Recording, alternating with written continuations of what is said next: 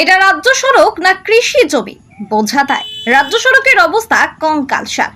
মুর্শিদাবাদ জেলার সালার থানার অন্তর্গত সালার স্টেশন থেকে শুরু করে সালার দ্বিতীয় রেলগেট পর্যন্ত কান্দি কাটুয়া রাজ্য সড়কের প্রায় 2 কিলোমিটারের বেশি রাস্তার অবস্থা আশঙ্কাজনক কঙ্কালসার।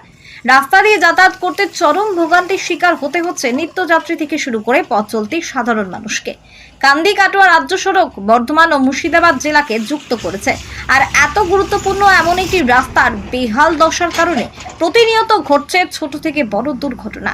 বারংবার প্রশাসনের কাছে দরবার করা হলেও রাস্তা সংস্কারে উদ্যোগী হয়নি প্রশাসন। রাস্তা ছাড়াই এর দাবি জানাচ্ছেন গ্রামবাসী থেকে শুরু করে পথ চলতি সাধারণ মানুষজন। এখন দেখার বিষয় কান্দি কাটোয়া রাজ্য সড়কের সালার এলাকার এই রাস্তা কবে সংস্কার হয়।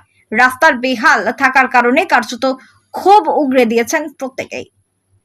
Bureau report, news end. Bike যেতে পারছে না,